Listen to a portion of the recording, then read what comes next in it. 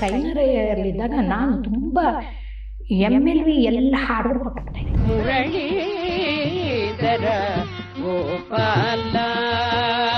ಇವಳೇನು ಹೆಚ್ಚೋಟಿದ್ದ ಇದ್ದಾಳೆ, ಚೆನ್ನಾಗಿ ಹಾಡ್ತಾಳಂತಲ್ಲ ಇವಳು ಅಂದ್ಬಿಟ್ಟು ಬಾ ನಮ್ಮ ಮನೆಗೆ ಅಂದರು. ಚೌಡಯ್ಯನವ್ರು ನನ್ನ ಬಾ ಅಂದ್ಬಿಟ್ರಲ್ಲ, ಅಷ್ಟೊತ್ತಿಗೆ ಹೋಗ್ಬಿಟ್ಟಿದ್ದೆ. ವೀರಾದ ಲಕ್ಷ್ಮಿ ಹುಚ್ಚು ಹುಚ್ಚು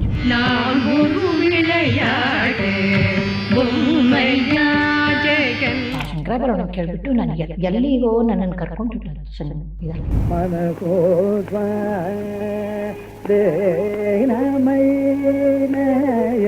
ಅವಳಿಗೆ ಅನ್ನ ಹಾಕ್ಬಿಟ್ಟು ಬಿಸಿಯಾಗಿ ನಾವೇನಾದ್ರೂ ಗಂಜಿ ಕುಡಿತೀವಿ ಅಂತ ಹೇಳಿದಂತಹ ಪರಿಸ್ಥಿತಿಗಳು ಇತ್ತು.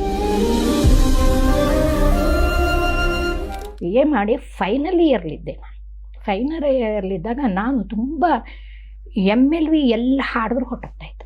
ಅಷ್ಟೊತ್ತಿಗೆ ರೇಡಿಯೋ ಕೇಳೋದೆಲ್ಲ ಜಾಸ್ತಿ ಆಗ್ತಾಯಿತ್ತು. ರೇಡಿಯೋ ಅದರಲ್ಲಿ ಬರುವಂಥದ್ದು ವಿಷಯಗಳು ಜಾಸ್ತಿ ಇತ್ತು ಅವಾಗ. ನಾನು ಚಿಕ್ಕವಳಾಗಿದ್ದಾಗ ಅಷ್ಟು ರೇಡಿಯೋದಿರಲಿರಲಿಲ್ಲ. ನಮ್ಮಲ್ಲಿ ನ್ಯಾಷನಲ್ ಪ್ಯಾನಾಸೋನಿಕ್ ಅಂತ, ನ್ಯಾಷನಲ್ ಬರೀ ನಾಟ್ ಪ್ಯಾನಾಸೋನಿಕ್ ಅದೊಂದಿತ್ತು. ಅದ್ರ ಕ್ವಾಲಿಟಿ ಇವತ್ತು ಎಲ್ಲೂ ಬರಲ್ವೇನೋ ನಂಗೆ ಅನಿಸುತ್ತಪ್ಪ. ಅದರಲ್ಲೆಲ್ಲ MLV ಕೇಳಿದಾಗ ಅವರು ಆಮೇಲೆ ಬಿಡಾರ್ ಕೃಷ್ಣಪ್ಪ ರಾಮಂದ್ರದಲ್ಲಿ ತುಂಬ ಕಚೇರಿ ನನಗೆ ಚೌಡಯ್ಯನವ್ರು ಎಂಕರೇಜ್ ಮಾಡಿದ್ರು. ಅರ್ಕೆರೆ ನಾರಾಯಣರ ಹತ್ರ ನಾನು ಕಲಿಯುವಾಗ ನಾನು ಇದನ್ನು ಮರಿಬಾರ್ದು. ಚೌಡಯ್ಯನವ್ರು ಒಂದ್ಸರಿ ತಾಳ ಹಾಕ್ಕೊಂಡು ಅವ್ರ ಕಚೇರಿಗೆ ಮುಂದೆ ಕೂತಿದ್ದೆ. ಆಮೇಲೆ ಸರಿ ಯಾರೋ ತಾಳ ತಪ್ಪಾಕ್ಬಿಟ್ರು ಅವರು ನುಡಿಸ್ತಾ ಇದ್ದಿದ್ದಕ್ಕೆ. ಮೂಗೈನವ್ರು ಅಂತೊಬ್ರು ಅವರಿದ್ದವರು, ಏ ಮಗು ಇಲ್ಲಿ ಬಾಯ್ಲಿ, ಇಲ್ಲಿ ಬಂದು ತಾಳ ಹಾಕು ಅಂತ. ನಾನು ತಾಳ ಹಾಕಿದೆ.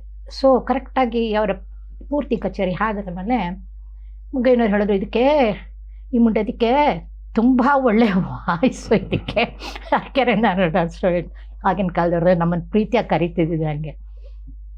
ಸೊ ಅದಕ್ಕೆ ಆಮೇಲೆ ನಾನು ಕೇಳಿದ್ದೀನಿ ಇವಳೇನು ಹೆಚ್ಚೋಟಿದ್ದ ಇದ್ದಾಳೆ, ಚೆನ್ನಾಗಿ ಹಾಡ್ತಾಳಂತಲ್ಲ ಇವಳು ಅಂದ್ಬಿಟ್ಟು ಬಾ ನಮ್ಮ ಮನೆಗೆ ಅಂದರು. ನಾ ಇನ್ನೂ ಅವರು ಮಾರನೇ ದಿವಸ ಚೌಡಯ್ಯನವ್ರು ನನ್ನನ್ನು ಬಾ ಅಂದ್ಬಿಟ್ರಲ್ಲ, ಅಷ್ಟೊತ್ತಿಗೆ ಹೋಗ್ಬಿಟ್ಟಿದ್ದೆ. ಹೋಗ್ಬಿಟ್ಟು ಅವ್ರ ಮನೆ ಒಳಗೆ ಇದು ಮಾಡಿ ಹಾಡು ಅಂತಂದರು. ಚೌಡಯ್ಯನವ್ರು ಹಾಡು ಅಂದರು. ಸಿದ್ಧಿವಿನಾಯಕಂ ಹಾಡಿದೆ. ಆಗಲೇ ಅವರು ಪ್ರಸಿದ್ಧ ಗಣನಾಯಕಂ ಅಲ್ಲಿಗೆ, ನಾನು ಇಲ್ಲಿಗೆ ಸ್ವರ ಹಾಕಿದ್ರೆ ಇಲ್ಲ ಅಲ್ಲಿಗೆ ಹಾಕು ಅಂಥೇಳಿ ಅತಿಥ್ಯದಲ್ಲಿ ಸ್ವರ ಹಾಡಿ ಎಲ್ಲಿ ಕಚೇರಿ ಆದರು ನನ್ನನ್ನು. ಅವಾಗೆಲ್ಲ ಬಿಡಾಕ್ಷಪ್ಪ ರಾಮಂದ್ರಕ್ಕೆ ಅವರೇ ಕರೆಸ್ತಾ ಇದ್ದಿದ್ದು. ನಾವು ಕೇಳಿದ್ದೆಲ್ಲ ಚಿಕ್ಕ ವಯಸ್ಸಿನಲ್ಲಿ ಮಧುರೇಮಣಿಯರು, GNB, ಅರಿಯಾಕುಡಿ ಅವರು MLV ಇನ್ನೂ ಚಿಕ್ಕವರು ಅವಾಗ, ಬಟ್ ಹಾಡೋರು. ಸೊ ಹಾಗಾಗಿ ಆಮೇಲೆ ರಾಧಾ ಜಯಲಕ್ಷ್ಮಿ ಎಲ್ಲರ ಆಮೇಲೆ ಪೀಲಿ ಇಲ್ಲ ಇವರ ಕಚೇರಿನೆಲ್ಲ ನಾನು ಬಿಡಾರ್ ಕೃಷ್ಣವ್ರ ರಾಮಂದ್ರದಲ್ಲಿ ನಾನು ಮದ್ರಾಸ್ಗೆ ಹೋಗೋಕ್ಕೂ ಮುಂಚೆ ನಾನು ಕೇಳಿದ್ದೀನಿ. ಅವಾಗ ಚೌಡಯ್ಯನವರು ಎಲ್ಲೇ ನಾ ಹಿಂದೆ ಇದ್ರು ಪಾಪ ಆ ಮಗನ ಮುಂದೆ ಬಿಟ್ಬಿಡಿ, ಅದು ಕೇಳಲಿ, ಅದು ಹಾಡುತ್ತದು, ಅದು ಕೇಳಲಿ ಅಂತ ಈ ರೀತಿಯಲ್ಲಿ ನನಗೆ ಎಂಕರೇಜ್ ಮಾಡಿದ್ದು ಇದರಲ್ಲಿ. ಆ ರೀತಿಯಲ್ಲಿ ನಾನು ಫೈನಲ್ ಇಯರ್ ಇರುವಾಗ ರಾಮರತ್ನಂ ಅವರು ಪ್ರಿನ್ಸಿಪಾಲ್ ಆಗಿದ್ರು. ಅವ್ರೇನು ಮಾಡಿದ್ರು, ಅವ್ರ ಮನೆ ಒಂದು ದೊಡ್ಡ ತೆಂಗಿನ ಮರದ ತೋಪಿತ್ತು ಸರಸ್ವತಿಪುರಮಲ್ಲಿ. ನೀವು ನೋಡಿದ್ರಿ ಇಲ್ಲ ಗೊತ್ತಿಲ್ಲ. ಅಲ್ಲಿ ಯಾರ್ಯಾರು ಎಕ್ಸಾಮಿನರ್ ಆಗಿ ಬರ್ತಾರೋ ಅವ್ರದ್ದೆಲ್ಲ ಕಚೇರಿ ಮಾಡಿಸೋರು. ರಾಮೋತ್ಸವ ಟೈಮಲ್ಲಿ ತಾನೇ ಎಲ್ಲರಿಗೂ ಫೈನ್ ಆರ್ಟ್ಸ್ ಕಾಲೇಜಲ್ಲಿ ಅದು ಎಕ್ಸಾಮಿನೇಷನ್ ನಡೆಯೋದು. MA ಇರಲಿಲ್ಲ ಆಗ, MA ಇದ್ದಿತ್ತು ನಂಗೆ ಗೊತ್ತಿಲ್ಲ. ಅವಾಗದು ಇದ್ರಲ್ಲಿ ನಡೆಯೋದು ಕಾಲೇಜ್ ಅನ್ನೋದು.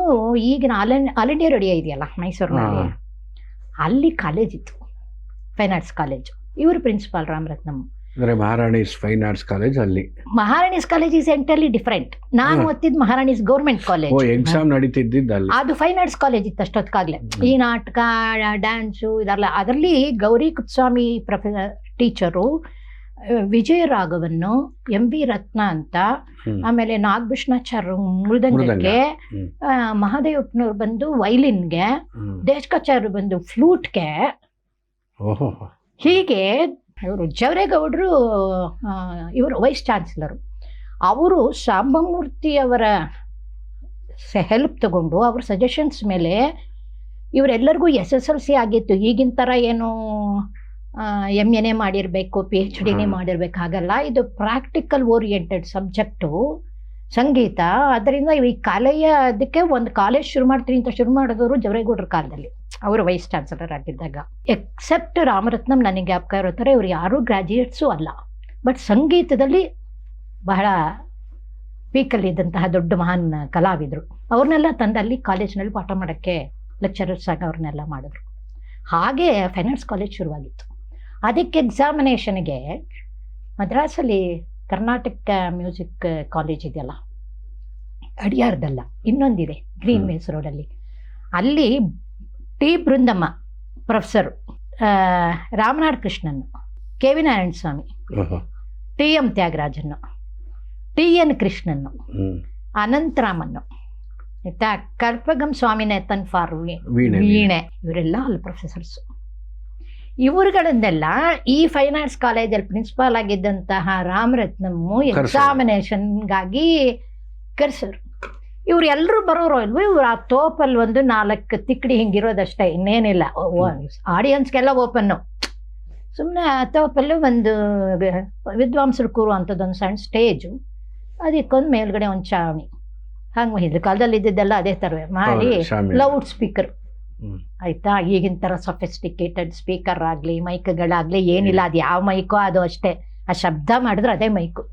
ಹೀಗಾಗಿ ದಿವಸಕ್ಕೊಬ್ಬ ಅವರು 4 ದಿವಸ ಎಕ್ಸಾಮಿನೇಷನ್ ಇರ್ತಾರೆ, 4 ಕಚೇರಿ ಮಾಡಿಸೋ. ಅದೆಲ್ಲ ಈ ಮದ್ರಾಸ್ನವರು ಇವ್ರು ಬಂದಾಗ ನಾನು ಅದುವರೆಗೂ ರಾಮನಾಡ್ ಕೃಷ್ಣನ್ನ ಅವ್ರನ್ನ ಕೇಳಿದ್ದೇ ಇಲ್ಲ. ನಾನು ಬರೀ MLV, ಆಮೇಲೆ ರಾಧಾಜಲಕ್ಷ್ಮಿ, MLV ರಾಧಾಜಲಕ್ಷ್ಮಿ, ಹುಚ್ಚು ಅಂದ್ರೆ ಹುಚ್ಚು.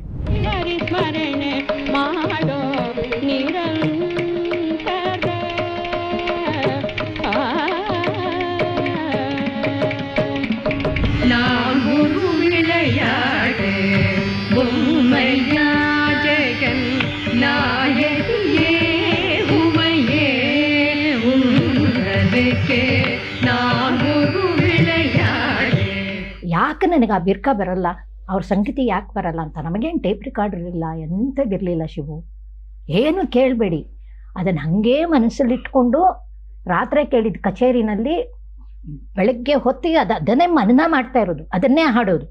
ಹೀಗಾಗಿ ಹುಚ್ಚು ಅಂದರೆ ಹುಚ್ಚೇನೆ ನನಗೆ MLVನೂ ಇವತ್ತಿಗೂ ನನಗೆ ಮಾನಸಿಕ ಗುರು ಆಕೆ ಮಾಡಿದ್ರು. ರಾಮನಾಡ್ ಕೃಷ್ಣನ್ ಕೇಳೇ ಇದ್ದಿದ್ದಲ್ಲ. ನಾನು ಆವತ್ತಿನ ಕಚೇರಿ ರಾಮನಾಡ್ ಕೃಷ್ಣನ್ ಕಚೇರಿಗೆ ನಾನು ಹೋಗಿದ್ದೆ.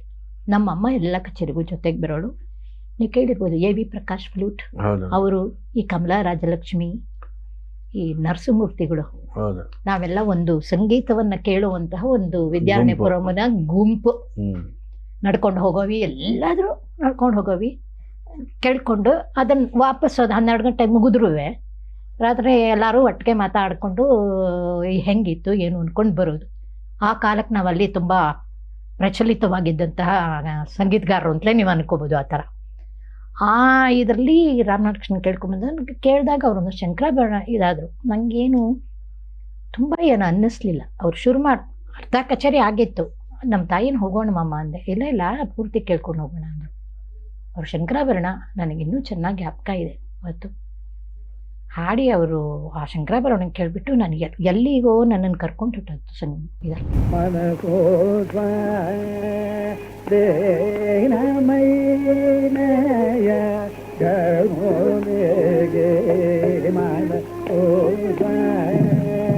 ಕಲಿತ್ರೆ ಇವ್ರ ಹತ್ರ ಕಲಿಬೇಕು ಅಂತ ಅಷ್ಟೇ ಅವತ್ತು ಅಂದ್ಕೊಂಡಿದ್ದು. 1 ತಿಂಗಳು ಬಿಟ್ಟು, ದಟ್ ವಾಸ್ ಮಾರ್ಚ್ ಸಮಥಿಂಗ್, ನನಗೆ ಜ್ಞಾಪಕ ಇರ್ತಾರೆ. ಅದಾದಮೇಲೆ ನನ್ನ ಪರೀಕ್ಷೆ ಹತ್ರ ಬಂದ್ಬಿಡ್ತು, ಫೈನಲ್ ಇಯರ್. 6ನೇ ದಿವಸ ಇದರಲ್ಲಿ ಇವ್ರ ಕಾಲೇಜ್ ಇತ್ತಲ್ಲ, ಫೈನ್ ಆರ್ಟ್ಸ್ ಕಾಲೇಜು, ಅಲ್ಲಿ ಅವತ್ತು ಅವರು ಭೈರವಿ ಹಾಡಿದ್ರು. ಭೈರವಿ ಹಾಡಿ ತಾಮರಸದಳನೆ ತಿಳಿ, ನನಗೆ ಇನ್ನೂ ಆ ಪಲ್ಲವಿ ಜ್ಞಾಪಕ ಇದೆ, ನಾಯಕಿ ಜ್ಞಾಪಕ ಇದೆ ನನಗೆ, ಕನಕನು ಸೈಕಮ್ ಅವ್ರು ಹಾಡಿದ್ದು. ಅಲ್ಲಿ ಕೇಳಿಬಿಟ್ಟು ಅಯ್ಯೋ ಇವ್ರ ಹತ್ರ ಹೆಂಗೆ ಹೋಗೋದು, ನಾವು ವಿದ್ಯಾಭ್ಯಾಸ ಮಾಡೋದು ಅನ್ನೋದೊಂದು ಆಸೆ ಮನಸ್ಸಲ್ಲಿ. ಮನೆಗೆ ಬಂದು ಹೇಳಿದೆ, ಅದೆಲ್ಲ ಎಲ್ಲಮ್ಮ ಆಗುತ್ತೆ, ಅವ್ರು ಯಾರು ಅಂತಲೇ ಗೊತ್ತಿಲ್ಲ, ಏನು ನೋಡೋಣ ಅಂತೆಲ್ಲ ಅಂದರು. ಅದಾದ 1 ತಿಂಗಳಿಗೆಲ್ಲ ನಾದಬ್ರಹ್ಮದಲ್ಲಿ ಕಚೇರಿ ಅವರದ್ದು. ನಾದಬ್ರಹ್ಮ ಸಭಾ ಆವಾಗ ಸಭೆ ಅಂತ ಆಗಿದ್ದಂಥದ್ದು. ಅಲ್ಲಿ ಅದು ಸಹಕಾರ ಭವನದಲ್ಲಿ ನಡೀತಿತ್ತು, 100 ಫೀಟ್ ರೋಡಲ್ಲಿ. ಅಲ್ಲಿ ಇವರು ಲಾಲ್ಗುಡಿ ಜಯರಾಮನ್ ಸರು, ವೆಲ್ಲೂರು ರಾಮಭದ್ರನ್ನು, ವಿನಾಯಕರಾಮನ್ ಸರ್, ಇವರದ್ದು ರಾಮನಾಡ್ ಕೃಷ್ಣನ್ ಕಚೇರಿಗೆ ಹೊತ್ತು. ಆವತ್ತು ಮುಂದೆ ಹೋಗಿ ಕೂತಿದ್ದೆ. ನನಗಿನ್ನು 8 ದಿವಸಕ್ಕೆ ಪರೀಕ್ಷೆ ಇತ್ತು. ಅಂಥದ್ದಲ್ಲಿ ಅಲ್ಲಿ ಹೋಗಿ ಅವ್ರ ಕಚೇರಿಗೆ ಕೂತಿದ್ದು ಅವರು ನಾನು ತಾಳ ಹಾಕೋದು ಮಾಡೋದು ಎಲ್ಲ ನೋಡಿ ಏನೋ ಒಂದು ರಿಯಾಕ್ಷನ್ನು ನನ್ನನ್ನು ಅವರು ಅಬ್ಸರ್ವ್ ಮಾಡ್ತಿದ್ದಾರೆ ಅನ್ನೋದು ನನ್ನ ಮನಸ್ಸಿಗೆ ಬಂತು. ಧೈರ್ಯ ಮಾಡಿ ಕಚೇರಿ ಮುಗಿದ ಮೇಲೆ ಅವತ್ತು ನನಗೆ ಅಬ್ಕಾರ ನನ್ನ ನಾಯಕಿ ಪಲ್ಲವಿ. ನಾನು ದರ್ಬಾರ್ ಅನ್ಕೊಂಬಿಟ್ಟಿದ್ದೆ ಕೊನೆ ಅಲ್ಲ, ಯಾಕಂದ್ರೆ ನನಗೆ ಇದ್ದಂಥ ಜ್ಞಾನ ಅಷ್ಟೇನೆ. ಸೊ ಹಾಗೆ ಬಂದು ಕಚೇರಿ ಆದಮೇಲೆ ಅವ್ರನ್ನ ನಾನು ನೋಡಿಬಿಟ್ಟು ತಮಿಳು ಬರಲ್ಲ, ಇಂಗ್ಲೀಷ್ ಸರಿಯಾಗಿ ಬರಲ್ಲ. ಕಲೋಕಿಯಲ್ ಅನ್ನೋದು ನಮ್ಗೆ ಇಂಗ್ಲೀಷಲ್ಲೆಲ್ಲ ಕಾನ್ವೆಂಟಲ್ಲಿ ಓದಿದ್ರೆ ಮಾಡಿದರೆ ಇದಾಗುತ್ತೆ. ನಾ ಚಾವಡಿ ಸ್ಕೂಲಲ್ಲಿ ಓದ್ಕೊಂಡು ಇಲ್ಲಿ ಕನ್ನಡ ಮೀಡಿಯಮ್ ತೊಗೊಂಡು ಓದ್ದ, ನಮಗೆ ಎಲ್ಲಿಯ ಇದು ಮಾತಾಡಬೇಕು ಅನ್ನೋ ವಾತಾವರಣನೇ ಇರಲಿಲ್ಲ, ಈಗಕ್ಕೆ ಇರಲಿಲ್ಲ. ಹಂಗಾಗಿ ಹರಕ ಇದರಲ್ಲಿ ಹೇಳಿದೆ ಈ ಥರ ಅಂತ. ತಕ್ಷಣ ಅಲ್ಲಿಗೆ ಲಾಲ್ಗುಡಿ ಜಯರಾಮನ್ ಸರ್ ಬಂದರು, ದೂರ ನಿಂತಿದ್ರು. ಬಂದು ಎಪ್ಪವೂ ಒಂದು 7 ತಾಳಂ ಪೋಟುಂಟೇ ಇರಪ್ಪ ಅಂತ. ನನಗೆ ಯಾಕೆ ಕರೀತಾರೆ ಲಾಲ್ಗುಡಿ ಸಾರು, ಒಂದು ಜುಟ್ಟಿತ್ತು ಅವ್ರಿಗೆ ಶಿಕೆ. ಅದನ್ನು ಆಮೇಲೆ ಹೆಂಗೆ ಬಂದಲ್ಲಿ ಒಂದು ಮುನ್ನಾಡಿ ಉಕ್ಕಂದು ತಾಳಂ ಪೋಟುಂಡ್ರಪ್ಪ ಅಂಥೇಳಿ. ಅವಾಗ ಅವರ ಸೆಕ್ರೆಟ್ರಿ ಬಂದು ರಾಮರಾವ್ ಅಂತಿದ್ರು. ಅವ್ರು ಹೇಳಿದ್ರು ತುಂಬ ಚೆನ್ನಾಗಿ ಹಾಡ್ತಾಳೆ. ಕೇಳಿದ್ರು. ಅಷ್ಟೊತ್ತಿಗಾಗಲೇ ನಾನು ಏನು ಮಾಡಿದ್ದೆ, ಅರಕೆರೆ ನಾರಾಯಣರು ಬೆಂಗಳೂರಿಗೆ ಶಿಫ್ಟ್ ಮಾಡಿದ್ರಿಂದ ನಾನು ಗೌರಿ ಕುಪ್ಪಸ್ವಾಮಿಯವ್ರ ಹತ್ರ ಒಂದು 6 ತಿಂಗಳು 8 ತಿಂಗಳು ನಾನು ಹೋಗಿದ್ದೆ ಅಷ್ಟೊತ್ತಿಗೆ ಕಲಿಯೋಕ್ಕೆ. ಯಾಕೆಂದರೆ MLV ಇದು ನಂಗೆ ತುಂಬ ಇಷ್ಟ ಅಲ್ಲ. ಹಾಗೆ ಗೌರಿ ಮೇಡಮ್ ಹತ್ರ ನಾನು ಕಲಿತಿದ್ದೆ. ಕೇಳಿದ್ರು ರಾಮಕೃಷ್ಣ ಅವರು, ನೀನು ಎಲ್ಲಿ ಕಲಿತಿದ್ಯಾ ಅಂತ. ನಾನು ಗೌರಿ ಮೇಡಮ್ ಹತ್ರ ಕಲಿತಿದ್ದೀನಿ ಹಿಂಗೆ ಅಂತ ಎಲ್ಲ ಹೇಳಿದ್ಮೇಲೆ, ನಿಮ್ಮ ಹತ್ರ ಹೆಂಗಾರು ನಾನು ಶಿಷ್ಯವೃತ್ತಿ ಮಾಡಬೇಕು ಅಂದರೆ ಎಪ್ಪಡಿ ವರೇನಿ ನಾನು ಇರ್ಕರದು ಮಡ್ರಾಸು, ನೀ ಹಿಂಗಿರಿಕೆ ಎಪ್ಪಡಿದ ವರ ಮುಡಿಯು ಅಂತಂದ್ಬಿಟ್ಟು ಅವರೇ ನಂಗೆ ಸಜೆಸ್ಟ್ ಮಾಡಿದ್ರು. ನನಗೆ ಟೀಚ್ ಪಂಡ್ರೆ ನೀವು ವಾ ಮದ್ರಾಸ್ಗೆ, ನೀನು ವಾ ಅಂದ ಕಾಲೇಜಿಗೆ ಜಾಯಿನ್ ಆಟ ನೀನು ಕಲ್ತ್ಕೋಬೋದು, ಬಾ ಇಲ್ಲೂ ಈ ಥರದವರು ಎಲ್ಲರೂ ಇದ್ದಾರೆ ಅಂಥೇಳಿ ಆಸೆ ಎತ್ಕೊಂಡ್ಬಿಡ್ತೀವಿ. ನಾವು ಹೋಗಬೇಕು ಮದ್ರಾಸ್ಗೆ ಹೋಗಬೇಕು, ಕಲಿಬೇಕು ಅಂತೆಲ್ಲ. ಸೊ ಪರೀಕ್ಷೆಯಲ್ಲಿ ಫಸ್ಟು ನೀನು ಕಾನ್ಸಂಟ್ರೇಟ್ ಪರೀಕ್ಷೆ ಮಾಡು, ಫೈನಲ್ ಇಯರು ಎಕ್ಸಾಮ್ ಇದೆ ಅಂಥೇಳಿ ಎಕ್ಸಾಮ್ ಮಾಡಿದೆ. ನಾನು ರ್ಯಾಂಕ್ ಬಂದೆ, ಯೂನಿವರ್ಸಿಟಿಗೆ ರ್ಯಾಂಕ್ ಬಂದೆ. ಆ ಕಾಲದಲ್ಲೆಲ್ಲ 3 ರ್ಯಾಂಕ್ ಅನೌನ್ಸ್ ಮಾಡ್ತಿದ್ದಿತ್ತು. ಈ ರೀತಿ ಒಂದು 10 ಯೂನಿವರ್ಸಿಟೀಸ್ ಇರಲಿಲ್ಲ. ಮಂಗಳೂರು ಯೂನಿವರ್ಸಿಟಿ, ಇವತ್ತು ನೀವು ಹೇಳ್ತಾ ಇರುವಂತಹ ಸಹ್ಯಾದ್ರಿ ಯೂನಿವರ್ಸಿಟಿ, ಹಾಸನ ಯೂನಿವರ್ಸಿಟಿ, ಏನೇನಿದೆಯೋ ಎಲ್ಲವೂ ಸೇರಿ ಒಂದು university. Mysuru university biggest university. ಬಹುಶಃ ಸಂಗೀತ ಇನ್ನೂ ಬೆಂಗಳೂರಲ್ಲೂ ಶುರುವಾಗಿಲ್ಲ, 74ರಲ್ಲಿ ಶುರುವಾಗಿದ್ದು. 74ರಲ್ಲಿ ಇಲ್ಲಿ ಶುರುವಾಯಿತು ಯೂನಿವರ್ಸಿಟಿ. ಯೂನಿವರ್ಸಿಟಿ MA ಶುರುವಾಗಿದ್ದು ಮಹಾರಾಣೀಸ್ ಕಾಲೇಜಲ್ಲಿತ್ತು. ಮಹಾರಾಣೀಸಲ್ಲಿತ್ತು. ಇಲ್ಲಿ MA ಇದೆಲ್ಲ ಶುರುವಾಗಿ, ಯಾಕೆಂದ್ರೆ ಯೂನಿವರ್ಸಿಟಿಲಿ ಸಂಗೀತ ಇರಲಿಲ್ಲ, ಮಹಾರಾಣೀಸ್ನಲ್ಲಿ ಮಾತ್ರ ಇತ್ತು. ಅಲ್ಲೂ ಫಸ್ಟ್ ಶುರುವಾಗಿದ್ದು. ಹೌದು, ಅಲ್ಲೂ ಫೈನ್ ಆರ್ಟ್ಸ್ ಕಾಲೇಜ್ ಶುರುವಾಯ್ತೆ ಹೊರತು MA ಅನ್ನೋದು ಶುರುವಾಗಿದ್ದು ಅಲ್ಲೂ ಸ್ವಲ್ಪ ಲೇಟ್. ಹೌದು, ಅಲ್ಲೂ ಒಂದು 2-3 ವರ್ಷ ಆದ್ಮೇಲೆ. ಬಟ್ ಫಸ್ಟ್ ಅಲ್ಲಿ ಶುರುವಾಯ್ತು. ಆಮೇಲೆ ಇಲ್ಲಿ ಸೆಂಟ್ರಲ್ ಕಾಲೇಜಲ್ಲಿ MA ಶುರುವಾಯ್ತದು ಇದಾಗಿ. ಸೊ ಹಾಗಾಗಿ ಅವ್ರ ಹತ್ರ ಹೋಗಬೇಕು ಅಂತ ತುಂಬ ಆಯಿತು. ಆವಾಗ ಆ ಯೂನಿವರ್ಸಿಟಿನಲ್ಲಿ ಫಸ್ಟ್ ರ್ಯಾಂಕ್ ತಗೊಂಡವನು ಫೈನಲ್ ಇಯರ್ ಇದರೊಳಗೆ ಮಂಗಳೂರು ಕಾಲೇಜ್ನವನು ಹುಡುಗ. 2nd ರ್ಯಾಂಕ್ ನನಗೆ. History, economics, music. ನಾನು ನಿಮಗೆ ಸಂಗೀತನೂ ಸೇರಿ ಆಪ್ಷನಲ್ ಸಬ್ಜೆಕ್ಟ್. Very good. ಆದರೆ ನನಗೆ ಎಕನಾಮಿಕ್ಸು ಹಿಸ್ಟ್ರಿಲಿ ತುಂಬ ಒಳ್ಳೆ ಮಾರ್ಕ್ಸ್ ತಗೊಂಡು. ಯಾಕೆಂದರೆ ಟೀಚರ್ಸ್ ಎಲ್ಲ ನನಗೆ ತುಂಬ ಎಂಕರೇಜ್ ಮಾಡೋರು. ಯಾಕೆ ಅಂತಂದರೆ ನಿನ್ಗೆ ಸಂಗೀತ ಇರೋದ್ರಿಂದ ನಿಂಗೆ ಅದ್ರಲ್ಲಿ ತುಂಬ ಬಂದ್ಬಿಡುತ್ತೆ. ಇದರಲ್ಲಿ ನೀನು ಅವಾಗೆಲ್ಲ ಏನು 65-70%ಗೆಲ್ಲ ರ್ಯಾಂಕು. ಈಗಿನ ಥರ 98 ನನಗೆ ಹೆಂಗೆ ತಗೋತಾರೆ ಅಂತ ನನಗೆ ಅರ್ಥವಾಗಲ್ಲ. ಆರ್ಟ್ ಸಬ್ಜೆಕ್ಟಲ್ಲಿ ಹೆಂಗೆ ತಗೊಳ್ಳೋದು ಅಂತಲೂ ನಂಗೆ ಇನ್ನೂ ಗೊತ್ತಾಗಿಲ್ಲ. ಆದ್ದರಿಂದ ಆಗ ಏನು ನಮಗೆ 68 ನಮ್ಮ ಇದು ಬಂದಿತ್ತೇನೋ ಪರ್ಸೆಂಟೇಜು ಎಲ್ಲ ಸೇರಿ 2nd ರ್ಯಾಂಕು. ಆವಾಗ ಫಸ್ಟ್ 3 ರ್ಯಾಂಕ್ಸ್ಗೆ ಎಲ್ಲ ಬ್ಯಾಂಕು ಆಫರ್ ಮಾಡೋದು ವಿಥೌಟ್ ಎನಿ ಇದು ರಿಟರ್ನ್ ಟೆಸ್ಟು, ಇಂಟರ್ವ್ಯೂ ಏನೂ ಇಲ್ಲದೆ ಫಸ್ಟ್ 3 ರ್ಯಾಂಕ್ಸ್ಗೆ. ನನಗೂ ಈ ಮನೆ ಸನ್ನಿವೇಶಗಳೆಲ್ಲ ನೋಡಿಬಿಟ್ಟು, ಇಲ್ಲ ನಾನು ಏನಾದರೂ ಆ ಕಡೆ ಸೇರ್ಕೊಂಡು ಬಿಡೋಣ ಅಂಥೇಳಿ ನನಗೂ 3 ಬ್ಯಾಂಕಲ್ಲಿ ಬಂದಿತ್ತು ಸ್ಟೇಟ್ ಬ್ಯಾಂಕ್ ಕೆಲಸ. ಅವಾಗ ಇಂಟರ್ವ್ಯೂ ಇಲ್ಲದೆ ಫಸ್ಟ್ ಯಾರು ರ್ಯಾಂಕ್ ಬರ್ತಾರೋ 3 ರ್ಯಾಂಕ್ಸು ಅವ್ರಗಳಿಗೆ ಆಫರ್ ಮಾಡಿಬಿಡೋರು 3 ಬ್ಯಾಂಕಲ್ಲಿ. 3-4 ಆ ಹುಡುಗಂಗೆ ಎಷ್ಟು ಬಂದಿತ್ತು ಅಂತ ನಂಗೆ ಗೊತ್ತಿಲ್ಲ, ಮಂಗಳೂರು ಹುಡುಗಂಗೆ. ನನಗೆ 3 ಬ್ಯಾಂಕಲ್ಲಿ ಬಂದಿತ್ತು. ನನಗೆ ಒಂದು ಮನಸ್ಸಿತ್ತು, ನನಗೆ ಅಯ್ಯೋ ಮನೆ ಒಳಗೆ ಇನ್ನೂ ಇವನು ಚಿಕ್ಕವನು ಮೆಡಿಕಲ್ ಓದ್ತಾ ಇದ್ದಾನೆ, ನನ್ನ ತಮ್ಮ ಇನ್ನೊಬ್ಬ ಇಂಜಿನಿಯರಿಂಗ್ ಮಾಡ್ತಿದ್ದಾನೆ, ಮನೆ ಒಳಗೆ ತಾಪತ್ರಯ ಅನ್ನೋದು ಫೈನಾನ್ಸ್ ಇದರಲ್ಲಿ ಆ ಥರ ಏನೂ ಇಲ್ಲವಲ್ಲ ಯಾವತ್ತಿಗೂ. ಏನಾದರೂ ಮಾಡಿ ಕೆಲಸ ಇದಾಗುತ್ತೇನೋ, ಹೆಲ್ಪ್ ಆಗುತ್ತೇನೋ ಅನ್ನೋ ಥರದಲ್ಲಿ ಒಂದಿತ್ತು. ಬಟ್ ನನ್ನ ಬ್ರದರ್ಸ್ ಎಲ್ಲ ಹೇಳಿಬಿಟ್ರು, ಇಲ್ಲವೇ ಇಲ್ಲ, ನಿಮ್ಮ ಹತ್ರ ಹೋಗಿ ನಾವು ಏನು ಸ್ಯಾಕ್ರಿಫೈಸ್ ಮಾಡ್ಬೋದು ಅದಷ್ಟು ಮಾಡ್ತೀವಿ. ಎಷ್ಟೋ ದಿವಸ ನಾವು ಕಚೇರಿಗಳು ಮಾಡುವಾಗ ನಂಗೆ ಹೇಳ್ಬೋದೋ ಎಲ್ಲಿ ಗೊತ್ತಿಲ್ಲ, ಕಷ್ಟ ಹೇಳ್ಕೊತಾರೆ ಅಂತೆಲ್ಲ. ಅವಳು ಕಚೇರಿ ಮಾಡಿ ಬಂದಿದ್ದಾಳಮ್ಮ, ಅವಳಿಗೆ ಅನ್ನ ಹಾಕ್ಬಿಟ್ಟು ಬಿಸಿಯಾಗಿ ನಾವೇನಾದರೂ ಗಂಜಿ ಕುಡಿತೀವಿ ಅಂತ ಹೇಳಿದಂತಹ ಪರಿಸ್ಥಿತಿಗಳು ಇದೆ ಅನ್ನೋದು ನನಗೆ ಈಚೀಚೆಗೆ ಗೊತ್ತಾಗುತ್ತೆ. ಯಾರು ಏನು ನನಗೆ ತಿಳಿಸ್ತಿರ್ಲಿಲ್ಲ. ಆ ರೀತಿ ನೀವು ಹೇಳಿದ್ರಲ್ಲ ಬ್ರದರ್ಸ್ ಅನ್ನೋರು ಅಂತ, ಅದಕ್ಕೆ ಅಷ್ಟು ಕಾಪಾಡಿಕೊಂಡು ಅದನ್ನು ತುಂಬ ಕಾಪಾಡೋದ್ರಿಂದ ಎಲ್ಲ ಸುಮಾರು ನಮ್ಮ ಯಜಮಾನ್ ಈಗಲೂ ರೇಗಿಸ್ತಾರೆ, ಗೋಡೆ ಕಟ್ಕೊಂಡ್ಬಿಟ್ಟಿದ್ದಾರೆ 4 ಗೋಡೆನ ಆ ಕಡೆ ಅಂತ ನಿನ್ನನ್ನು ಪ್ರೊಟೆಕ್ಟ್ ಮಾಡೋಕ್ಕೆ. ಅದೇನು ಇವತ್ತಿಗೂ ಹೋಗಿಲ್ವಲ್ಲ ಅವ್ರಗಳಿಗೆ ಅನ್ನೋ ಥರದಲ್ಲಿ ಹೇಳ್ತಿರ್ತಾರೆ. ಮಾಡಿ ಮದ್ರಾಸ್ಗೆ ಹೋದೆ, ಕಾಲೇಜಿಗೆ ಸೇರಿಕೊಂಡೆ 71ರಲ್ಲಿ ಆದಮೇಲೆ. 70 ಅಲ್ಲ, ಇಲ್ಲಿ ಡಿಗ್ರಿ ಮುಗಿದಿದ್ದು 70ಕ್ಕೆ ಹೊರಟೋದೆ. 70 ಹೋದ್ರೆ 70 ಮೇಗೆಲ್ಲ ನಾನು ಅಲ್ಲೋಗಿ ಜಾಯಿನ್ ಆದ್ರಿ. ಅಲ್ಲೊಂದು ದೊಡ್ಡ ಹಾಲು, ಸುತ್ತ ಅಡಿಯಾರು, ಬೀಚು, ಅದರಲ್ಲೊಂದು ಬ್ರಿಟಿಷ್ ಬಿಲ್ಡಿಂಗು, ಅದರೊಳಗೆ ಕಾಲೇಜು, ಹಾಸ್ಟೆಲ್ ಅನ್ನೋದು ಕೆಳಗಡೆ ಒಂದು ದೊಡ್ಡ ಹಾಲು, ಕ್ಲಾಸ್ ರೂಮ್ಗಳೆಲ್ಲ ಆ ಬೀಚ್ಗೆ ಅಂಟ್ಕೊಂಡು ಹಾಗೆ ಇರೋದು. ನೀವು ಬೀಚ್ ನೋಡಿಕೊಂಡು ಇವ್ರುಗಳೆಲ್ಲ ನೀವು ಎಂಥ ವ್ಯೂ ಅಂತಿರೋದು ಅಂಥದ್ರಲ್ಲಿ ಕ್ಲಾಸ್ ರೂಮ್ಗಳು. ಸೊ ಫಸ್ಟ್ ಡೇ ನಾವು ಹೋದ್ವಿ, ನಮ್ಮ ತಂದೆ ಪಾಪ ನನ್ನನ್ನು ಬಿಡೋಕ್ಕೆ ಬಂದಿದ್ದರು. ಬೆಳಗ್ಗೆ ಟ್ರೈನ್ ಇಳ್ಕೊಂಡ್ವಿ. ಟ್ರೈನ್ ಹಿಡಿದ್ರೆ ಅವನ ಬಂದು ಎಡ್ತಕಲಾಮ ಪೊಟ್ಟಿ ಎಡ್ತಕಲಾಮ ಅಂದ. ನಮ್ಮ ತಂದೆ ಬೇಡ ಅಂದರು, ಯಾಕೆಂದ್ರೆ ಅವನಿಗೆ ₹1 ಕೊಡಬೇಕಾಗತ್ತಲ್ಲ. ಹೌದು ಅಂದ್ಕೊಂಡು 5 ಗಂಟೆಗೇನೋ ಹೋದರೆ ಬಸ್ ಹಿಡ್ಕೊಂಡು, ಸಿಟಿ ಬಸ್ ಹಿಡ್ಕೊಂಡು ಅವನು ಹೋದ. ಅಲ್ಲಿ ಇದೆ ಸಂಗೀತದ ಕಾಲೇಜ್ ಇದೆ ಇಳೀರಿಯಿಂದ. ನಮ್ಮ ತಂದೆಗೆ ಸ್ವಲ್ಪ ಎಲ್ಲ ಲ್ಯಾಂಗ್ವೇಜ್ಗಳು ಮಾತಾಡೋರು, ಅದು ಹೆಂಗೆ ಮಾತಾಡೋರು ಅಂತ ನನಗೆ ಗೊತ್ತಿಲ್ಲ, ಎಲ್ಲದೂ ಲ್ಯಾಂಗ್ವೇಜ್ಗಳು ಮಾತಾಡೋರು. ಸರಿ, ಅದು ನೋಡಿದ್ರೆ ರೋಡ್ಗೆ ಶಿವು ನೀವು ನೋಡಬೇಕು ಒಂದ್ಸರಿ ಆ ಕಾಲೇಜನ್ನು. ರೋಡ್ ಮೇನ್ ರೋಡ್ಗೆ ಗೇಟು, ಅದ್ರ ಒಳಗೆ ಸುಮಾರು 1 ಕಿಲೋಮೀಟ್ರ್ವರೆಗೂ ನೀವು ನಡಿಬೇಕು. 2 ಕಡೆನೂ ಮರ, ಆಲ್ಮೋಸ್ಟ್ ಕಾಡು ಥರ. ಆ ಸೆಂಟ್ರ್ನಲ್ಲಿ ಒಂದು ಬಿಲ್ಡಿಂಗು, ಸುತ್ತ ಅಡಿಯಾರ್ ಬ್ಯಾಕ್ ವಾಟರ್ದು ಇರುತ್ತಲ್ಲ ಆ ಬೀಚು, ಆ ಥರದ್ರಲ್ಲಿ. ಸೊ ನಾವು ಇನ್ನೂ ಹೋಗ್ಬಿಟ್ಟು 6 ಗಂಟೆಗಾಗಲೇ ಅಲ್ಲಿ ತಲುಪಿಬಿಟ್ಟಿದ್ವಿ. ಅಲ್ಲೊಂದು ದೊಡ್ಡ ಕಲ್ಲು ಬೆಂಚ್ ಇತ್ತು, ಅಲ್ಲಿ ಕೂತಿದ್ವಿ. ಏನು 6 ಗಂಟೆಗೆ ಯಾರು ಕಾಲೇಜ್ ತೆಗೆದಿರ್ತಾರೆ? ಕೂತಿದ್ವಿ. ಅಲ್ಲಿ ಬಂದ ಪಾಪ ಒಬ್ಬ ಅಲ್ಲಿಯ ನೋಡ್ಕೊಳ್ಳೋ ಅಂತಹ ಅವನು ಬಂದ್ಬಿಟ್ಟು ಹೇಳ್ದ, ಏನಕ್ಕೆ ಬಂದುಬಿಟ್ಟಿದ್ದೀರಾ 6 ಗಂಟೆಗೆ ಇಲ್ಲಿ? ನಾವು ಪುಟ್ಟಿನೂ ಎತ್ಕೊಂಡ್ಬಿಟ್ಟೋಗಿದ್ವಲ್ಲ ಅದಕ್ಕೆ. ಈ ಥರ ಅಂದರೆ ಹೆಣ್ಣು ಹುಡುಗಿನ ಕರ್ಕೊಂಡು ಹಿಂಗೆ ಯಾರಾದರೂ ಬರ್ತಾರಾ? ಅದು ಮುಖ ತೊಳ್ಕೊಬೇಡವಾ? ಅದು ಬಾತ್ರೂಮ್ಗೆ ಹೋಗ್ಬೇಡವಾ? ಏನು ಮಾಡ್ತಾ ಇದ್ದೀರಾ ನೀವು? ಬನ್ನಿ ಇಲ್ಲಿ ನಂದು ಇದೆ ಅಂಥೇಳಿ ಅವನದೊಂದು ಸಣ್ಣ ಪಾಪ ಕ್ವಾರ್ಟರ್ಸ್ ಥರ ಅಲ್ಲಿ ವಾಚ್ಮೆನ್ದು. ಅವನ ಮನೆಗೆ ಹೋಗಿ ಆ ಪೊಟ್ಟಿ ಇಟ್ಬಿಟ್ಟು, ಆಮೇಲೆ ಇಲ್ಲಿ ನೋಡು ಮುಖ ತೊಳ್ಕೊಂಡ. ಅವನದೇನು ಆ ರೂಮಲ್ಲೇ ಒಂದಷ್ಟೆಲ್ಲ ಬಚ್ಚಲು ಒಂದು ಏನೋ ಇಟ್ಕೊಂಡಿದ್ದ. ನನ್ನ ಹೆಂಡತಿ 2ನೇ ಹೆರಿಗೆಗೆ ಹೋಗಿದ್ದಾಳೆ, ನೀವು ಮಾಡ್ಕೊಳ್ಳಿ ಅಂದರು. ಸರಿ, ನಮ್ಮ ತಂದೆನ ಕರ್ಕೊಂಡು ಪಾಪ ಅವನು, ಬನ್ನಿ ಇಲ್ಲಿ ಟಿಫನ್ ತಗೊಂಬರೋಣ, ಆ ಮಗು ಅಷ್ಟೊತ್ತಿಗೆ ರೆಡಿ ಆಗಲಿ ಅಂತಂದ. ಅವನೇ ಪಾಪ ನಮಗೆಲ್ಲ ಇಡ್ಲಿ ಎಲ್ಲ ಕೊಡಿಸ್ತಾ ಪಾಪ ತಂದು. ಹೇಳಿದೆ ಹ್ಯುಮ್ಯಾನಿಟಿ ಅನ್ನೋದು ಹೇಗಿರುತ್ತೆ ಅನ್ನೋದು ಮಾಡಿ. ನಾನು ಎಲ್ಲ ಡ್ರೆಸ್ ಮಾಡಿಕೊಂಡು ಸೀರೆಗೆರೆ ಉಟ್ಕೊಂಡು ನಾವು ಹೊರಗೆ ಬರೋವರೆಗೂ ಪಾಪ ಅವನು ಒಳಗೆ ಬರಲಿಲ್ಲ. ಇದು ಮಾಡಿ ಎಲ್ಲ ಮಾಡಿ ಕಾಯ್ಕೊಂಡು ಇಲ್ಲಿ ಕೂತಿರಿ ಅಂತ ಅದೇ ಬೆಂಚ್ ಮೇಲೆ ಕೂರಿಸ್ಬಿಟ್ಟು 10 ಗಂಟೆಗೆಲ್ಲ ಶುರುವಾಯ್ತು. ಅವನೇ ಬಂದು ಇದನ್ನು ಬಾಗಿಲೆಲ್ಲ ತೆಗೆದ.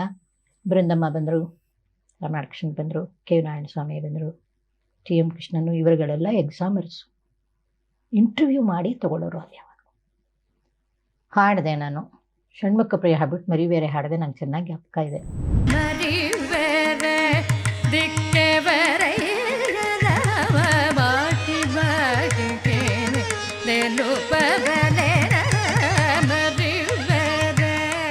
ತಕ್ಷಣ ಸಂಧ್ಯಾನಂ ಶ್ರೀನಿವಾಸರಾವ್ ಪ್ರಿನ್ಸಿಪಾಲು, ಕಚೇರಿಯ ಪಂಡ್ರೆ ಉನಗೆ ಎದಕ್ಕೆ ಹಿಂಗೆ ಬಂದಿರಿಕೆ ಅಂತ ಕೇಳಿದ್ರು.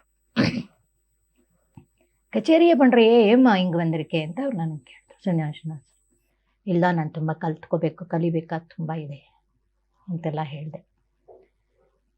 ಸೊ ಆಯಿತು, ಸೀಟ್ ಸಿಕ್ತು.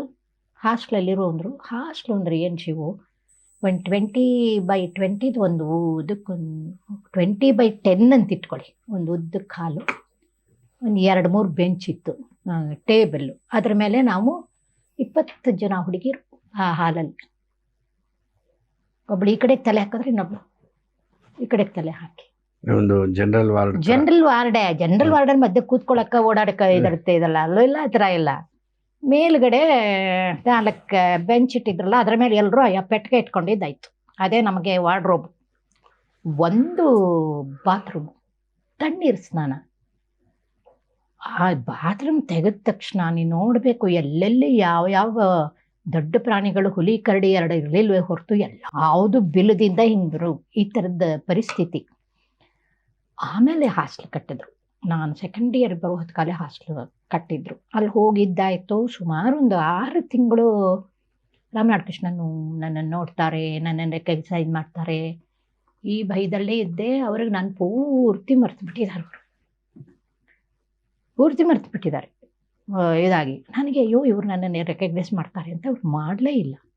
ಆಮೇಲೆ ನಾನೇ ಒಂದು ಕ್ಲಾಸಲ್ಲಿ ಮಧ್ಯಮಾವತಿ ಆಡಿಸಿ ಇನ್ನೊಬ್ಬಳು ಅಲ್ಲಿ ತುಂಬ ಜನ ಸಿಲೋನಿಯನ್ಸ್ ಬರ್ತಾರೆ ಆ ಕಾಲೇಜ್ಗೆ. ಆ certificate is very important for them. ನಾನೊಬ್ಬಳು, ಇನ್ನೊಬ್ಬಳು ಪಟ್ಟಮಾರ್ ಸ್ಟೂಡೆಂಟ್ ವಸುಂಧರಾ ಅಂತ, ಅವಳು ಇನ್ನೊಬ್ಬಳು ಮಧ್ಯಲಕ್ಷ್ಮಿ ಅಂತ ಬೃಂದಮನ್ ಸ್ಟೂಡೆಂಟ್. ಇಲ್ಲೆಲ್ಲ ಘಟಾನುಘಟಿಗಳು. ಸೊ ಆ ಸುಮಾರು ತಿಂಗಳಾದಮೇಲೆ ಕ್ಲಾಸಲ್ಲಿ ಅವರು ಮಧ್ಯಮಾವತಿ ಹಾಡಿಸ್ಕೊಂಡು ಬಂದರು. ನನಗೆ ರಾಗ ಹೇಳ್ಕೊಟ್ಟಾಗ ಹೇಳಿದ್ರು, ಹೊರಗಡೆ ಕ್ಲಾಸೆಲ್ಲ ಮುಗಿದ ಮೇಲೆ ಹೊರಗಡೆ ಬಂದಮೇಲೆ, ಪರಮಾತ್ಮ ಪಾಡ್ರಿ ಮನಿ ಎಪ್ಪಡಿ ಎಲ್ಲ ಪಾಡ್ರಿ ನೀ, ಯಾರು ನೀ, ಹೆಂಗಿಂದ ಬಂದೆ ಅಂತ ಕೇಳಿದ್ರು. ಆಗ ನಾನು ಅಷ್ಟೊತ್ತಿಗೆ ಹರಕ್ ಮರಕ್ ಸುಮಾರು ಮ್ಯಾನೇಜ್ ಮಾಡೋ ಅಷ್ಟು ತಮಿಳ ಕಲ್ತ್ಕೊಂಡಿದ್ನಲ್ಲ, ಹಿಂಗಾಯಿತು. ಓ ಅಂದ ಪೊಣ್ಣ ನೀ, ಓ ಸರಿ ಸರಿ ಸರಿ ಸರಿ ಎನ್ನ ಬಣ್ರೆ ಯಪ್ಪ ಯಾರ ಕೆಟ್ಟೆ ಕತ್ತಕ್ರಿ ಅಂತ ಕೇಳಿದ್ರು. ನಾನು ನಿಮ್ಮನ್ನೇ ನೆಚ್ಕೊಂಡು ಬಂದಿರೋದು. ಸೈಕಲಲ್ಲಿ ಬರೋರು ಶಿವು ಅವ್ರುಗಳೆಲ್ಲ, ಕೆ ವಿ ನಾರಾಯಣ ಸ್ವಾಮಿ ನಡ್ಕೊಂಬರೋರು, ರಾಮನಾಥ್ ಪರಮಕೃಷ್ಣನು ಸೈಕಲಲ್ಲಿ ಬರೋರು, ಬೃಂದಮ್ಮ ತುಳಿಯೋ ರಿಕ್ಷಾ. ಎಂಥ ದೊಡ್ಡ ವಿದ್ವಾಂಸರುಗಳು. ಅಲ್ಲ ಕಾಲ ಹೆಂಗೆಲ್ಲ ಇತ್ತು. ಅವ್ರು ಏನು ಅವರಷ್ಟೆ ಹೀಗೆ. ಆಮೇಲೆ ಸರಿ ಸುಮಾರು ದಿವಸ ಹೋದೆ. ಅವ್ರು ಹೇಳ್ಕೊಡ್ತೀನಿ ಅಂತ ಹೇಳಲಿಲ್ಲ. 4 ಸರಿ ಹೋದೆ. ಪಾಕಲ ಅಂದರು. ಹೇಳ್ಕೊಡ್ತೀನಿ ಅಂತ ಹೇಳಲೇ ಇಲ್ಲ ಅವರು. ಆಮೇಲೆ ಒಂದು ಸರಿ ಹೇಳಿದ್ರು, ಇಲ್ಲ ನೀನು MLV ಸ್ಕೂಲಲ್ಲಿ ತುಂಬ ಚೆನ್ನಾಗಿ ಹಾಡ್ತಾ ಇದ್ದೀಯಾ, ನೀನು ಅದರಿಂದ ಒಂದು ಕೆಲಸ ಮಾಡು, MLV ಹತ್ರನೇ ಹೋಗು, ನಾನು ಬೇಕಾದ್ರೆ ನಿಂಗೆ ಹೇಳ್ತೀನಿ. ನಾನೇ சொல்கிறேன் ಅವಳು, ನೀ ಪೋಯ್, ನಿಂಗೆ ಕಷ್ಟ ಆಗುತ್ತೆ ಈ ಸ್ಕೂಲು ಅಂತ. ನಾನು ಹೇಳಿದೆ, ನಾನು ಕಷ್ಟಪಟ್ಟರೆ ಪರವಾಗಿಲ್ಲ, ನಾನು ಬರ್ತೀನಿ, ದಯವಿಟ್ಟು ನಾನು ತಗೊಳ್ಳಿ ಅಂತ. ಮತ್ತೆ 2 ದಿವಸ ಹೋದೆ. ಒಳಗೆ ಹೋಗೋಕ್ಕೂ ಭಯ, ನಿಂತಿರೋದು. ಒಂದೇ ಸಾಕೆ. ಅವ್ರ ಹೆಂಡತಿ ಹೇಳಿದ್ರು, அந்த பொண்ணு ಒಂದು உட்கார்ந்து சும்மா அந்த ಇದರಲ್ಲೇ ಕಾಂಪೌಂಡಲ್ಲೇ ನಿಂದಿಟ್ಟು இருக்கோம், நீங்கள் என்ன பண்ணுறீங்க. ಅಷ್ಟೊತ್ಕಾಲ ರೀಟಾ ರಾಜನ್ ಎಲ್ಲ ಕಲ್ತ್ಕೊಳ್ಳೋಕೆ ಶುರು ಮಾಡಿದ್ರು ಅವ್ರ ಹತ್ರ ಸ್ಕಾಲರ್ಶಿಪ್ಪಲ್ಲಿ. ಹೇಳ್ಕೊಡ್ತೀನಿ ಅನ್ಬೇಕು, ಇಲ್ಲ ಇಲ್ಲ ಅನ್ಬೇಕು, ಇದೆಯಾ ಅಂತ ಇದ್ದಿದ್ದು ಹುಡುಗಿ ಹಾಸ್ಟೆಲಿಂದ ಬರೋದು ಇದು ಮಾಡೋದು ಅಂತ. ಏನು ಅನ್ನಿಸ್ತು ಅವ್ರಿಗೆ, ಸರಿ ಹೇಳ್ಕೊಡ್ತೀನಿ. ಅಲ್ಲಿಂದ ನಮ್ಮದು ಶುರುವಾಯಿತು ರಾಮಕೃಷ್ಣವರಲ್ಲಿ. ದಿವಸ ಒಂದು 18 ಗಂಟೆ ಕಾಲ ನಾನು ಸಂಗೀತದಲ್ಲೇ ಕಳೀತಿದ್ದೆ. ಸಂಜೆ ಅಂದರೆ ನಾವೆಲ್ಲರೂ ಗುಂಪು ಕಟ್ಕೊಂಡು ಎಲ್ಲ ಕಚೇರಿಗೆ ಹೋಗೋದು. ಅದು ದೇವಸ್ಥಾನದ ಕಚೇರಿನೋ, ಅದು ಅಕಾಡೆಮಿ ಕಚೇರಿನೋ, ಇನ್ನೊಂದು ಕಚೇರಿನೋ. ಆ ಕೇಳ್ಮೆ ಅನ್ನೋದು ಇರುತ್ತಲ್ಲ, ಆ ಕಾಲಕ್ಕೆ ನಾವು MSM MLV ಆಗಲಿ ಆ ದೊಡ್ಡ ಕಲಾವಿದರನ್ನ ಹತ್ತಿರದಲ್ಲಿ ಅಕಾಡೆಮಿಗಳಲ್ಲಿ 30 ರೂಪಾಯೋ ಏನೋ ಶಿವು ನಾವು ಕೊಟ್ಬಿಟ್ರೆ, ಸೀಸನ್ 30 ರೂಪಾಯಿ ಕೊಟ್ಬಿಟ್ರೆ ನಮ್ಗಳಿಗೆಲ್ಲ ಆ ಸ್ಟೇಜ್ ಮೇಲೆ ಡಯಸ್ ಮೇಲೆ MSM ಎಲ್ಲ ಹೀಗೆ ಮಧ್ಯದಿಂದ ನಡ್ಕೊಂಡು ಬರೋರು. ಈ ದೊಡ್ಡ ಸ್ವಾಮೀಜಿಗಳೆಲ್ಲ ಬರ್ತಾರಲ್ಲ, ಬಂದರೆ ಹೋಲ್ ಆಡಿಟೋರಿಯಂ ನಿಂತ್ಕೊಂಡು ಅವ್ರಿಗೆ ನಮಸ್ಕಾರ ಮಾಡೋದು. ಮಧ್ಯ ಹಿಂಗ್ ಬಂದು ಅವ್ರ ಸ್ಟೇಜ್ ಹತ್ತವ್ರು. ಗ್ರೀನ್ ರೂಮ್ ಇಂದ ಬರ್ತಿರ್ಲಿಲ್ಲ. ಆ ಥರ ಯಾರ ಕಚೇರಿ ನೀವು ಕೇಳಿಲ್ಲ ಅನ್ನೋದು. ಅಲ್ಲೇ ನಮಗೆ ಆ 30 ರೂಪಾಯಿಂದ್ರೊಳಗೆ ನಮಗೊಂದು ಚೀಟಿನೂ ಕೊಟ್ಟಿರೋರು. ನಾವು ಹೋಗಲ್ಲಿ ಊಟ ಮಾಡ್ಬೋದಿತ್ತು ಮಧ್ಯಾಹ್ನದ ಹೊತ್ತು. ರಾತ್ರಿಗೆ ಮಾತ್ರ ಎಲ್ಲ ಕಚೇರಿ ಕೇಳಿಕೊಂಡು ಇದಕ್ಕೆ ಬರ್ತಾಯಿದ್ವಿ, ಹಾಸ್ಟೆಲಿಗೆ ಬಂದ್ಬಿಟ್ಟು ಅಲ್ಲೊಂದು ಊಟ ಮಾಡಿ ಮಲ್ಕೋತಿದ್ವಿ. ಈ ರೀತಿಯಲ್ಲಿ ಅದು ಎಷ್ಟು ಕಚೇರಿ ಕೇಳಿದ್ದೀವಿ, ಅದು ಎಂಥೆಂಥ ವಿದ್ವಾಂಸರುಗಳು. ಈ ಒಂದು ಲಭ್ಯ ಬಹುಶಃ ನನಗೆ ಸಿಕ್ಕದಂಗೆ ಬಳಸೋ ಎಷ್ಟು ಜನಕ್ಕೆ ಸಿಕ್ಕಿದೆ ಅನ್ನೋದು ಒಂದು ನಾನು ತುಂಬ ಯೋಚನೆ ಮಾಡ್ತೀನಿ. ಅದು ಸಕಾಲದಲ್ಲಿ ನನಗೆ ಏನು ಅಂತ ಅರ್ಥ ಮಾಡ್ಕೊಳ್ಳೋ ಅಂತಹ ವಯಸ್ಸಲ್ಲಿ ಅಲ್ಲಿಗೆ ಹೋಗಿ ಇದ್ದದ್ದು ಒಂದು. ನಂತರದಲ್ಲಿ ಗುರುಗಳು ಯಾವುದೋ ಜ್ವರ ಬಂದು ತುಂಬ ಮಲ್ಕೊಂಡ್ಬಿಟ್ಟಿದ್ದೆ ಹಾಸ್ಟೆಲಲ್ಲಿ, ಕ್ಲಾಸಿಗೆ ಬಂದಿಲ್ವಲ್ಲ ಅಂತ ಗುರುಗಳು ಕೇಳಿದ್ದಾರೆ. ಬರಲಿಲ್ಲವಲ್ಲ ಅವಳು, ಎಲ್ಲಿಂದ ಜ್ವರ ಬಂದುಬಿಟ್ಟಿದೆ ಅಂದರೆ ಮಾಮಿ ಬಂದು ನನ್ನನ್ನು ಕರ್ಕೊಂಡು ಹೊಟ್ಟೋದ್ರು ಮನೆಗೆ. ಗುರುಗಳ ಹೆಂಡತಿ ಬಂದು, ಹೆಂಗೆ ವೀಟಲ್ಲೂ ಪೊಣ್ಣುಗಳಿಲ್ಲ, ಅವ್ರಿಗಿಬ್ಬರು ಗಂಡು ಮಕ್ಕಳು, ವಾ ಅಂದರು. ನಾನು ಮನೆಗೆ ಲೆಟ್ರ್ ಬರೆದೆ, ಈ ಥರ ಅವ್ರು ಕರೀತಿದ್ದಾರೆ ಹೋಗ್ಲಾ ಅಂತ. ಪೇರೆಂಟ್ಸಿಗೆ ಸ್ವಲ್ಪ ಭಯ ಇತ್ತು, ಯಾಕೆಂದ್ರೆ ಒಬ್ಬರು ಮನೇಲಿರೋದು ಅನ್ನೋದು ಬೇಡ ಅನ್ನೋದ್ರಾಗ ಬೇಡ ಅನ್ನೋದೊಂದು ವ್ಯಕ್ತ ಮಾಡಿದ್ರು. ಹಾಸ್ಟೆಲಿದ್ರೆ ಯಾವತ್ತು ಸೇಫ್ಟಿ ಇದು, ಒಬ್ಬರ ಮನೆ ಸರಿ ಹೋಗಲಿಲ್ಲ ಅಂದ್ರೆ ಮತ್ತೆ ನಾ ಹಾಸ್ಟೆಲಿಗೆ ಬರೋಕ್ಕಾಗಲ್ಲ, ಇಲ್ಲಾಂದ್ರೆ ಬೇರೆ ಹೆಣ್ಮಕ್ಳು ಜೊತೆಲಿದ್ದಾರೆ ಮಾಡ್ತಾರೆ ಇರ್ತಿರ್ಬೋದು ಅವ್ರಿಗೆ. ನಾನು ಹೇಳಿದೆ, ಇಲ್ವೇಲೆ ಈ ಅವಕಾಶ ಯಾರಿಗೂ ಸಿಕ್ಕಲ್ಲ. ಆ ಗುರು ಮನೆಯಲ್ಲಿರುವಂತಹ ಗುರುಕುಲವಾಸಲ್ಲಿ ಯಾರಿಗೂ ಸಿಕ್ಕಲ್ಲ. ನನ್ನನ್ನು ನೋಡ್ಕೊಳ್ಳೋದು ಹೇಗೆ ಅಂತ ನನಗೆ ಗೊತ್ತಿದೆ.